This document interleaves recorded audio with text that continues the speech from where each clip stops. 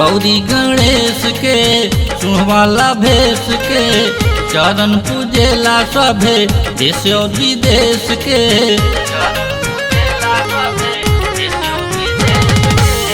गौरी गणेश के सुनवाला भेष के चरण पूजेला सभे देश और विदेश के।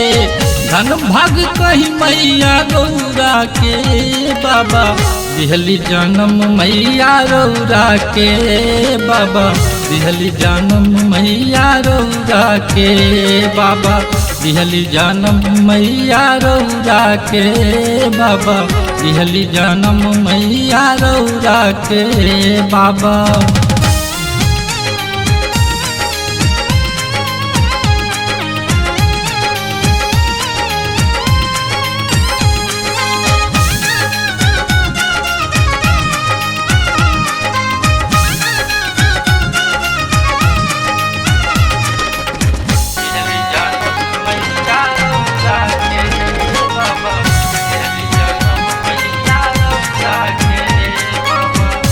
देवता से पहले होके पूजनवा हथिया के मुँह पौनी मनुष्य के तनवा।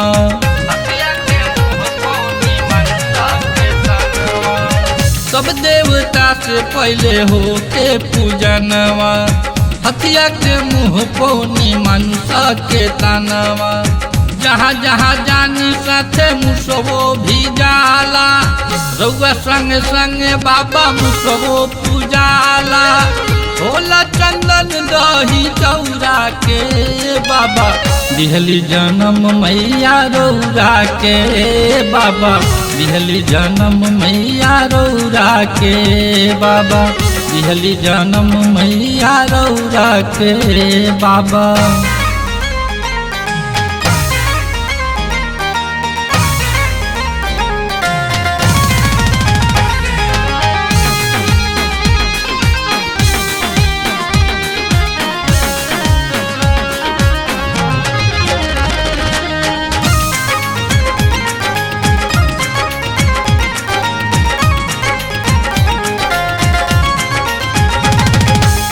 राव पूजा बिना जग रहे अधूरा सबकर इच्छा के रउआ करिले पूरा।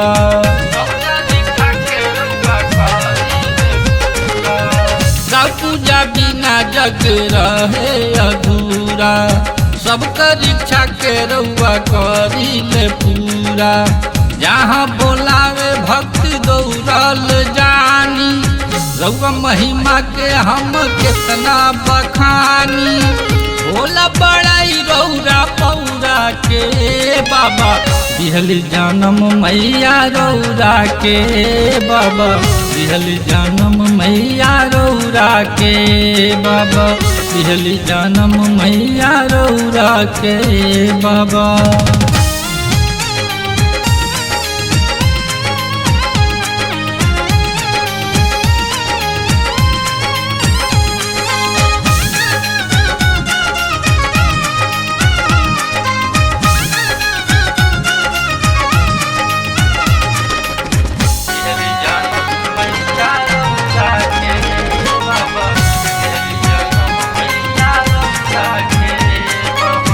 भक्ति श्रद्धा से हम करी पूजाई हमरा पर अपन बाबा कृपा बरसाई।